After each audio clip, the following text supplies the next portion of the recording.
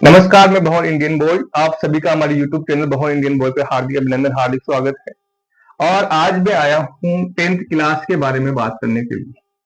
10th class का अभी exam हुआ है और अब 10th क्लास के जो लड़के हैं 11th क्लास में जाएंगे और सब्जेक्ट का चयन उनको करना है। सब्जेक्ट का चयन करने के लिए बच्चे क्या करेंगे? अभी मैंने यूपीएससी का रिजल्ट देखा, इसलिए ये वीडियो बना रहा हूँ। यूपीएससी यूपीएससी का जो रिजल्ट आया है उसमें मैंने देखा है कि जो टॉप 10 है, टॉप 10 के अंदर मैंने एक भी लड़का आर्ट का नहीं देखा। आर्ट्स का एक भी लड़का नहीं है। इसका मतलब कह रहा है जमाना टेक्नोलॉजी का है। तो कई बार क्या होता है कि बच्चा अपने सब्जेक्ट देखा देखी के चक्कर में, यूपीएससी का आजकल ज्यादा ही क्रेज चल रहा है, बच्चे वीडियो देखते हैं, मोटिवेट हो जाते हैं और उसके बाद में क्या करते हैं कि मैं तो दिमाग में आ जाता है कि मैं तो आईएएस बनूंगा, मैं तो आरएएस बनूंगा। अच्छे अच्छे लड़के हैं, अच्छी परसेंटेज वाले लड़के हैं और उनका विचार है कि आईएएस और आरएएस बनूं। बच्चे का मन है मैथ लेने का, सब्जेक्ट ले, कोई दिक्कत नहीं है। आर्ट लेने का मन है, उसकी स्थिति है आर्ट लेने की, आर्ट में इंटरेस्टेड है, आर्ट ले। एग्रीकल्चर में है तो एजी ले और कॉमर्स में है तो कॉमर्स ले। मैं कह रहा हूँ बायो की इच्छा है तो बायो ले, लेकिन ये सोच कर नहीं ले सब्जेक्ट कि मैं आगे जाके आईएएस और आरएएस बनूंगा इसलिए आर्ट ले रहा हूँ।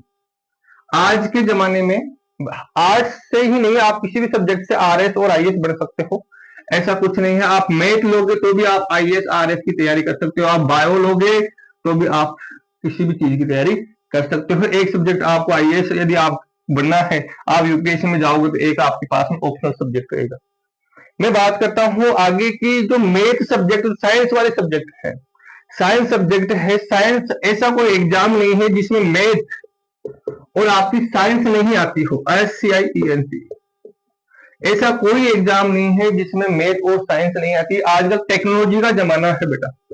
टेक्नोलॉजी के जमाने में क्या हो गया कि ज्यादातर चीजें टेक्नोलॉजी से जुड़ी हुई चीजें ही पूछी जाती है, चाहे वो यूपीएससी का एग्जाम हो, चाहे अलग स्टेट का कोई एग्जाम हो, या मैं कहूँ कोई सेंटर का एग्जाम है, जैसे आप कह सकते हो रेलवे के जितने भी एग्जाम है, सीजीएल के एग्जाम है, एसएससी के एग्जाम है। सभी एग्जामों में आप देखोगे मैथ और साइंस के ही क्वेश्चन तो आपको मिलेंगे ही मिलेंगे। आज आप 10th क्लास में इस डर से छोड़ रहे हो कि मैं तो साइंस और मैथ नहीं पढ़ूंगा और कोई राजस्थान लेवल की कोई नौकरी लग जाऊंगा। ऐसा कोई एग्जाम नहीं है जिसमें साइंस और मैथ नहीं आती। आप ना सेंटर में ये सोच सकते कि मैं साइंस और मैथ के बिना ही कहीं नौकरी लग जाऊंगा। तो साइंस और मैथ यदि आप अभी छोड़ दोगे तो आगे जाके आपके दिक्कत आएगी, आपको दोबारा से पढ़ना पड़ेगा और 2 साल छोड़ने के बाद में आप दोबारा से पढ़ोगे तो आपको बहुत समस्या आएगी। आप आर्ट को तो फिर भी पढ़ लोगे, लेकिन साइंस मैथ को दोबारा आप नहीं पढ़ पाओगे। पढ़ोगे तो बहुत आपको जोर आएगा। इसलिए मैं तो ये कह रहा हूं अभी आपको कि आप आर्ट अपने मन से ले रहे हो, कोई दिक्कत नहीं है। आईएएस और आरएएस के चक्कर में कई बार अच्छी परसेंटेज वाला लड़का ये सोच लेता है कि मेरे को आर्ट से ही मैं आईएएस और आरएएस बन पाऊंगा। ऐसा नहीं है। आप मैथ ले सकते हैं, बायो ले सकते हैं, क्योंकि टेक्नोलॉजी का जमाना है। अभी यूपीएससी का अपन ने रिजल्ट देखा है, लड़कियों ने टॉप किया है, बहुत अच्छी बात है, हमारे देश की बेटी आगे बढ़ रही है। लेकिन साथ में ये चीज आपको ध्यान में रखनी है, टॉप 10 में है उनमें एक भी बच्चा आर्ट का नहीं है। इसका मतलब क्या है कि आईआईटी से या मैं कह दूं एनआईटी से, मैं कह दूं मेडिकल साइंस से जो बच्चे हैं वही इसमें आ रहे हैं। क्यों? जैसे 10th पास किया, आर्ट वाले बच्चे थोड़े से ढीले पड़ जाते हैं कि नहीं अब तो आर्ट ले ली, आराम से पढ़ेंगे, 11th क्लास में मजे ही है, 12th क्लास में हो जाएंगे पास, लिख देंगे तो पास हो जाएंगे। जबकि आप यदि 10th क्लास में मैथ और बायोलॉजी, साइंस, कॉमर्स, एग्रीकल्चर लेते हो तो आपको पढ़ना पड़ेगा, आपको मेहनत करनी पड़ेगी और ये मेहनत लगातार बनी रहेगी। आपने जैसे 10th क्लास में मेहनत की है, वो मेहनत आपकी लगातार एक हैबिट में आ जाएगी तो आप जल्दी से नौकरी लग पाओगे। चाहे वो राजस्थान के लेवल की हो, चाहे वो सेंट्रल लेवल की हो, रेलवे की हो, एसएससी हो, या आप कह दोगे सीजीएल नौकरी।